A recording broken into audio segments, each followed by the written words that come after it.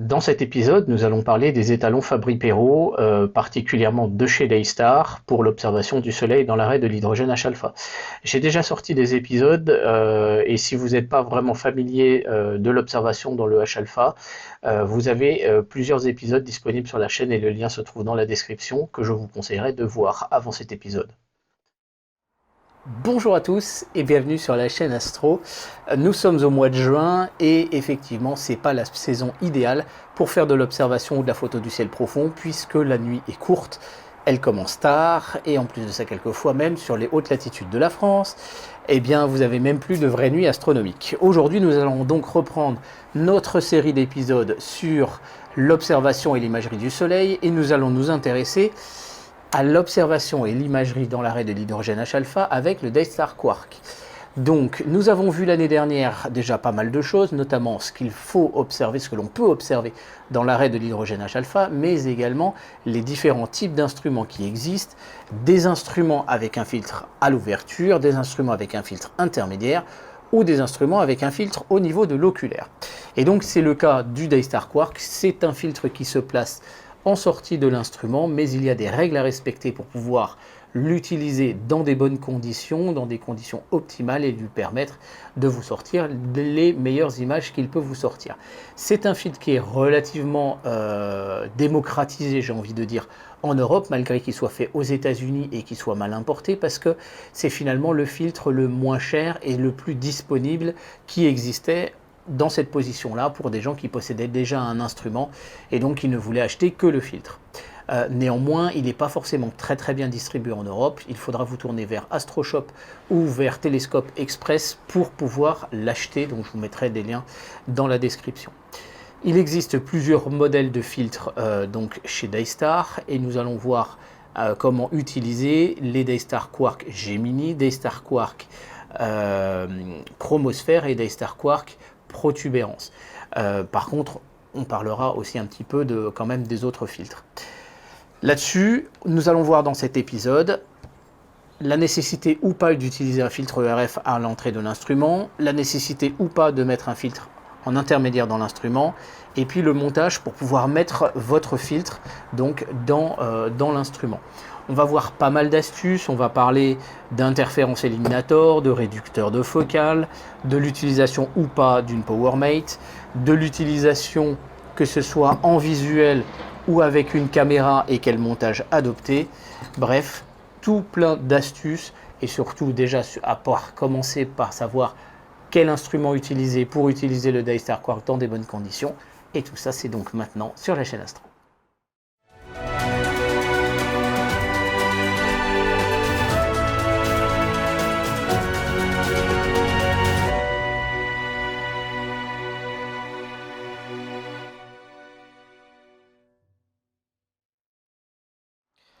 Avant de commencer cet épisode consacré donc au Daystar Quark, ici le modèle Gemini, j'aimerais simplement vous mentionner qu'il existe un concurrent direct qui est le Baader Sundancer 2.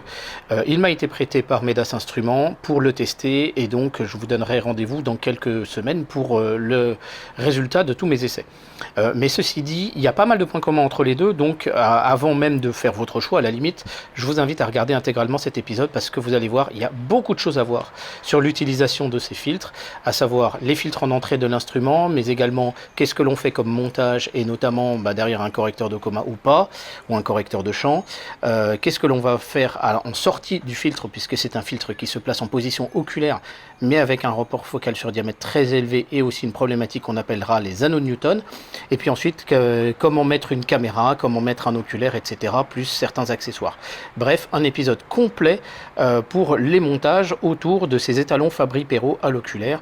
Ici le Daystar Quark, mais un certain nombre de points que nous allons voir sont tout à fait applicables au Baader Sundancer 2.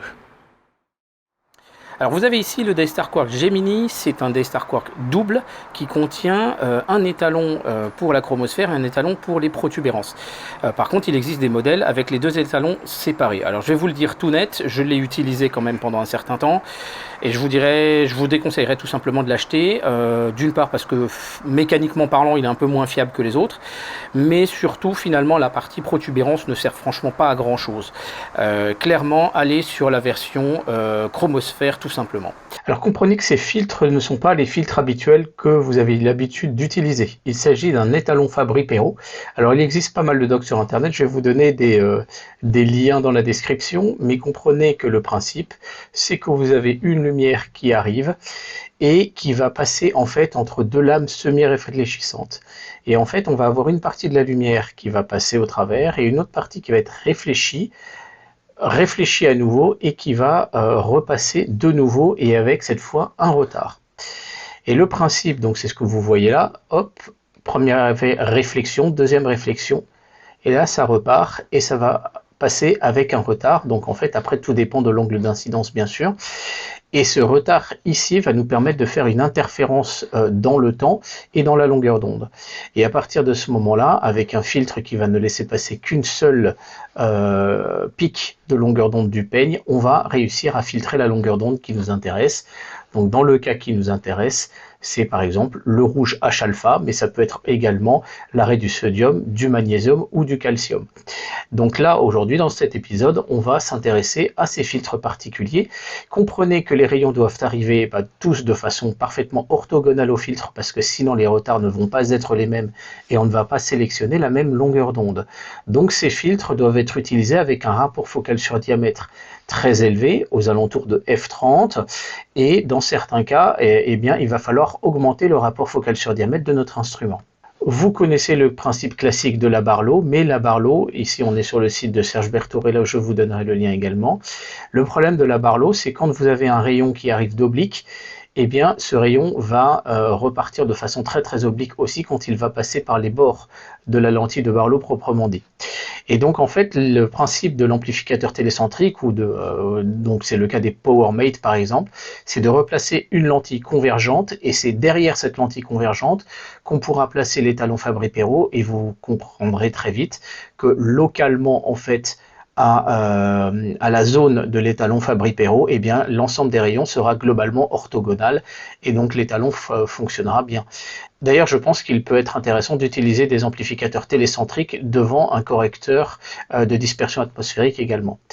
Donc, dans certains cas, les Daystar Quark intègrent justement un amplificateur télécentrique directement en interne, ce qui permet de faciliter le travail, surtout qu'il sera optimisé pour la longueur d'onde considérée. Chez Daystar, le modèle le plus répandu est le Daystar Quark H-alpha. Il existe en deux modèles, chromosphère et protubérance. Alors clairement, le protubérance, vous pouvez l'oublier, il ne sert à rien en fait.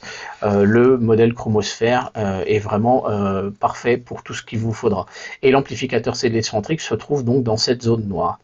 Il existe d'autres modèles aussi chez Daystar. Vous avez le Daystar Gemini qui contient les deux à la fois, c'est-à-dire l'étalon chromosphère et proéminence. Il est beaucoup plus cher et mécaniquement parlant, il est moins bon. C'est celui que j'ai et franchement, je vous le déconseille. Il existe également le modèle magnésium, là aussi équipé d'un amplificateur télécentrique. Alors ça donne des observations totalement différentes. On est à 517 nanomètres et on pourra observer d'autres phénomènes. Celui-là est généralement peu répandu. Il existe également le modèle sodium, aussi équipé d'un amplificateur télécentrique. Et là aussi, alors là, ces images sont d'assez mauvaise qualité, mais on peut observer des choses intéressantes aussi sur le Soleil, mais il est très peu répandu. Très clairement, le modèle H-alpha est le plus répandu. Chez Daystar, il existe également le modèle Combo Quark. Celui-ci, par contre, ne contient pas d'amplificateur télécentrique. Il faudra donc un instrument avec un rapport focal sur diamètre à f15, voire plus, s'approchant de f30, puisqu'un étalon Fabry-Perot a besoin de travailler aux alentours de ce rapport focal sur diamètre. Enfin, le dernier, sur le même principe que le combo, est le calcium. Celui-ci s'utilise avec un rapport focal sur diamètre un peu plus bas, donc F7, mais il sera conseillé d'utiliser un PowerMate x2, c'est toujours la même chose, donc aux alentours de F15 pour en sortir un bon résultat. Le problème, bien évidemment, c'est qu'il est peu répandu, et vous comprendrez donc qu'il n'avait pas d'amplificateur télécentrique, donc il sera tout à fait disposé à être utilisé. Par contre, les résultats sont assez intéressants si vous voulez observer les plages et l'activité chromosphérique intergranulaire. Il est peu répandu et par contre vous utiliserez une PowerMate x2 ou x2,5 en fonction de votre instrument. Donc comment se présente finalement le produit? Vous avez ici un connecteur USB 5 volts pour l'alimenter. Alors en fait, il est livré avec un adaptateur secteur. Adaptateur que voici, qui franchement est un petit peu limite, mais surtout la grosse problématique, c'est la qualité de la connectique. En fait, ça bouge un petit peu et on a quelquefois des déconnexions intempestives. Je vous donnerai une astuce tout à l'heure pour vous aider à éviter ce genre de problème. Ensuite, vous avez côté télescope, finalement, soit la possibilité de vous mettre sur un porte-oculaire 31-75 ou 2 pouces, mais vous avez aussi la possibilité de dévisser cette bague et de faire un montage vissé, c'est ce que je vais vous montrer également. Et côté oculaire, eh bien, vous avez un porte-oculaire 31-75, mais il existe aussi un porte-oculaire 2 pouces qui coûte assez cher, qui viendra se mettre en lieu et place. Donc voilà un peu comment se présente le produit. Alors sur le Daystar Gemini, déjà il y a un gros défaut, c'est qu'en fait j'ai pu mettre en évidence qu'il y avait des petites fuites de lumière ici par les tirettes. Donc je me suis fait des petites protections grâce à l'imprimante 3D qui viennent se mettre ici. Donc celle-là, elle va de ce côté-là, hop. Et celle-là vient de ce côté-là pour éviter les lumières parasites. À l'intérieur, en fait, autour de l'étalon Fabry-Perot, donc qui sert voilà, de filtre très très resserré, ça on en a déjà parlé, des étalons Fabry-Perot, vous avez finalement un four et la mise en température en fait se fait via l'alimentation et la sélection d'une position. Donc vous avez la position 0 qui est ici et une position -5 qui ira vers le bleu et une position +5 qui ira plus vers l'infrarouge. Et en fait l'écran vont se décaler de 0,1 angstrom. Donc on peut se décaler pour aller choisir un petit peu ce que l'on voudra voir autour de l'arrêt H-alpha. Le défaut de ce filtre, c'est qu'il n'est pas refroidi, c'est-à-dire qu'en plein hiver ou en plein été, il va se comporter différemment. Typiquement en hiver, on va se mettre ici et on va même mettre une chaussette autour du filtre pour éviter qu'il n'ait trop froid. Et en été, par contre, on va se mettre vraiment en position -5 parce qu'il aura tendance à avoir un petit peu trop chaud. Donc ça, c'est aussi à l'habitude de l'utilisation, en fait, de chercher le contraste. Mais je vous montrerai lors des prises de vue une petite astuce là aussi également. Donc après, pour les montages, la première chose à noter, c'est que le Daystar Quark va avoir à l'entrée, finalement, une espèce de petit filtre ERF doré, là, qui va être capable d'encaisser une certaine quantité d'énergie, mais pas trop, parce qu'au-delà, eh bien, il va carrément s'opacifier de façon aussi à protéger le filtre. Et donc, en fait, il n'est admissible que, globalement, d'aller sur un instrument de 80 mm de diamètre. Moi-même, en deçà de 80 mm de diamètre, je vous conseille de protéger le tout. Une possibilité est de mettre tout simplement un filtre H-alpha pour le ciel profond, qui lui aussi va réfléchir la lumière, et on va le mettre avant, par exemple devant un correcteur de champ. Et bien ça va être une possibilité, mais sinon, l'autre possibilité, ça va être d'utiliser un filtre ERF. Donc là, vous avez un filtre, je vous ai déjà montré ça pour pouvoir faire les flats, et le filtre ERF, le voici. Il vous permet de tout voir en rouge, et en réalité, les infrarouges ne passent pas. Et il n'y a que le rouge qui passe, donc du coup ça permet de limiter sérieusement les échauffements et on va pouvoir monter un petit peu en diamètre là-dessus. J'ai envie de dire qu'au-delà d'un instrument, alors ça dépend aussi du prix de l'instrument, une 61 EDPH vous coûte quand même à peu près 1000 €, je vous conseillerais très sérieusement de mettre un ERF dedans. Mais j'ai envie de dire que jusqu'à 60 mm de diamètre, il n'y a pas tellement de risque à ne pas en utiliser.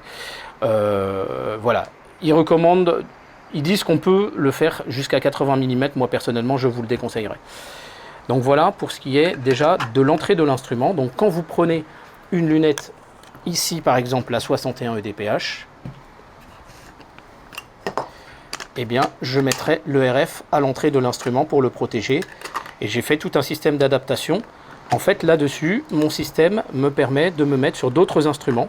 Par exemple, si je retire ceci, là, je peux mettre la 76 EDPH, et puis là, je peux le mettre à l'intérieur d'une 94 EDPH. J'avais tout prévu déjà dès l'origine. Et le filtre fait 110 mm de diamètre, donc il n'y aura pas de souci. Donc voilà un petit peu la première chose à faire devant votre instrument. Alors, un petit rappel quand même, les filtres ERF coûtent quand même assez cher, il y a des solutions alternatives. En fait, il y a 3 fournisseurs de filtres ERF sur le marché. Vous avez Bader, c'est le cas du mien. Ça, vous pouvez les commander notamment chez Medas, qui est importateur Bader. Vous avez Altair Astro qui en propose, et je crois qu'ils font aussi Calcium d'ailleurs, ceux-là. Et vous avez Daystar aussi qui en propose. Voilà, à ma connaissance, ce sont les 3 marques qui proposent donc des filtres ERF. L'alternative, si vous avez des instruments de 80, voire même 100 mm de diamètre, c'est au moins un filtre UV Haircut pour la photo. Donc un filtre UV Haircut pour la photo et avec un filtre comme ça en position intermédiaire, ça va fonctionner, il n'y aura pas de danger. Sachez qu'à l'intérieur d'un filtre comme un Daystar Quark, il y a un filtre spécial qui, si jamais le filtre venait à exploser, s'obscurcirait immédiatement pour protéger votre vue. C'est à l'intérieur en fait, et il y a vraiment une sécurité quand même à ce niveau-là. La deuxième chose maintenant, c'est de voir comment faire le montage ici au niveau finalement de votre porte-oculaire. La première chose à repérer finalement sur votre Daystar Quark, ça va être ce niveau-là. En fait, il s'agit de l'endroit où vous allez avoir techniquement le plan focal. Donc si vous avez par exemple là une 61 dph avec le correcteur de champ, vous savez que le plan focal est au niveau tout simplement de la caméra. Donc vous allez vous placer ici et en réalité vous avez le fameux back focus de 55 mm à considérer. Donc pour un montage vissé, on retire cette bague. Et là j'avais fait ce dispositif parce que j'ai fait beaucoup d'essais. Et en fait à 55 mm, là je le visse directement sur le pas M48 du correcteur de champ. Et là j'ai déjà le focus qui va être quasiment fait. Vous savez que j'utilise aussi ce Daystar Quark sur le Solar Stroke, donc un télescope Newton. Là j'ai un correcteur de champ qui est le GPU TS Optics. 55 mm de back focus, je vais faire ce montage. Par contre, si j'utilise le RCC Bader,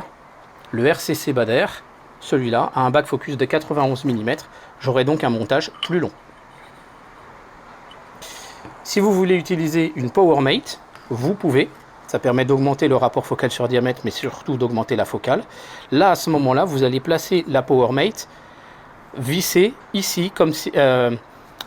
en insertion devant les 55 mm. Donc on viendra mettre la PowerMate ici.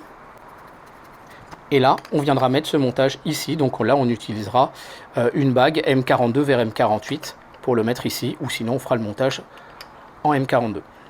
La PowerMate est peu sensible au back focus qu'il y a derrière. Donc on va pouvoir s'ajuster de quelques millimètres. Il n'y aura pas de souci sur cette partie-là du montage.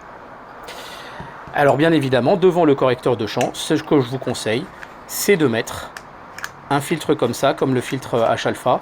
Ça va éviter d'avoir finalement de l'énergie qui va rentrer dans toutes les lentilles des correcteurs, etc. Donc si vous avez un ERF devant l'instrument, il n'y a pas de souci. Mais en revanche, si vous n'en avez pas, ça c'est absolument obligatoire. Voici donc le montage typique que je peux mettre derrière la 61 EDPH. Et comme nous l'avons dit, nous avons la possibilité de mettre la PowerMate pour doubler la focale. Et on la mettra ici, c'est la PowerMate x2 en 2 pouces. Donc on la mettra à ce niveau-là, on l'insérera. Et les 55 mm derrière la PowerMate. Alors par contre, il y a une chose très importante. La 61 EDPH avec le correcteur de champ a un rapport focal sur diamètre à f4,5. C'est beaucoup trop bas pour le Daystar Quark, qui peut être utilisé entre F4 et F8, et très clairement ça vaut le coup d'être entre F7 et F8. Il y a énormément de contraste à gagner, on le verra lors des réglages aussi. Et donc pour ça en fait ce que j'ai fait, c'est que j'ai fait des diaphragmes. Donc à chaque fois il y a deux possibilités, puisqu'on n'est pas obligé d'utiliser le correcteur de champ aussi. Donc vous avez à chaque fois la 40 mm. On sera à f6,9 avec le correcteur de champ et à f8,4 sans le correcteur de champ, ce qui nous amène à une exploitation de l'étalon Fabry-Perot entre f28,7 et f35, sachant qu'il faut être aux alentours de f30 pour avoir vraiment quelque chose de très optimal. Donc en fait j'ai plein de petits diaphragmes donnés suivant les conditions, suivant le contraste que je veux avoir, etc. On a plusieurs essais, plusieurs possibilités de montage. Et en fait, tout simplement, je les mets, vous allez voir, hop, ici. Et voilà le résultat. Alors, comment monter le Daystar Quark si par contre vous n'avez pas de correcteur de champ? C'est très simple, on va faire l'essai. Quand vous n'avez pas de correcteur de champ, la 61 dph vous offre un porte-oculaire 2 pouces ici, qui est très avancé puisque l'on peut remettre un renvoi coudé. En fait, le point focal est quand même relativement loin. Donc les essais ont montré qu'il fallait rajouter un tube à longe. En fait, c'est tout simplement une barlow dont j'ai retiré la lentille. Et donc là, on se retrouve simplement avec un tube à longe que l'on va mettre à ce niveau-là. Et là, on met le Daystar Quark ici. Et là, on va avoir à peu près le bon tirage. Donc c'est ce que je vous ai montré l'autre jour quand j'ai fait le test avec la William Optics 61 WFID. Alors maintenant, je vous propose de voir ce qui va se passer derrière les talons Fabry-Perot. Donc vous avez d'origine un porte-oculaire en 31-75. Donc vous allez pouvoir mettre par exemple un oculaire pour faire de l'observation visuelle. Vous allez également pouvoir mettre une caméra. Donc ici c'est la QHY CCD 174. Ici au format bâton ou donc une caméra cylindrique de chez Zuo avec un adaptateur porte-oculaire en 31-75. Alors ça devrait plutôt pas trop mal fonctionner, mais vous allez avoir un problème qu'on appelle les anneaux de Newton. Et ça, c'est très problématique. Alors pour ça, il va falloir utiliser ce qu'on appelle un interférence éliminator. Un interférence éliminator, c'est ça. Donc c'est proposé chez Daystar, mais c'est assez cher. Ça va servir à tilter la caméra, et comme on a des rayons avec un rapport focal sur diamètre à f30, en fait il va y avoir peu de problèmes finalement de flou sur les côtés de l'image. En revanche, l'angle va faire qu'on va faire disparaître les anneaux de Newton, et c'est quand même très efficace. Problème, le porte-oculaire est en 31-75. Alors là-dessus j'en ai fait plusieurs, et j'en ai fait qui peuvent fonctionner en 31-75 ici, mais on peut prendre aussi l'adaptateur 2 pouces vendu par Daystar, et qui est donc un petit peu plus cher, mais qui est quand même bien utile. À partir de là, vous allez pouvoir mettre un oculaire en 2 pouces, et ça je vous recommande. Par exemple, le Panoptique 27, c'est pas le plus petit oculaire du marché, c'est clair, mais ça marche assez bien avec le rapport focal sur diamètre quand même assez élevé. Ça permet d'avoir quand même une belle image. Mais vous allez pouvoir mettre cet adaptateur ici, donc interférence éliminator. Et au niveau caméra, on pourra mettre ces grosses caméras de chez Zuo qui sont refroidies, qui sont monochromes, et que l'on viendra mettre ici. Et là, on va du coup, donc on va le mettre, le petit côté de l'image est ici, le grand côté de l'image est ici, donc on va tilter en fait orthogonalement au grand côté, de façon à limiter en fait les aspects de flou qu'il pourrait y avoir sur l'image. Donc ça, c'est un montage qui est possible. On va pouvoir reprendre le même concept de montage avec un oculaire. Comme ça, en fait, on va quasiment garder le focus. Et bien là, j'ai fait un interférence éliminator pour permettre justement de mettre un oculaire donc en 31-75. Alors le problème de ce truc là, vous allez me dire, la caméra que tu as là, c'est une ASI 1600 avec des photosites de 3,75 micromètres.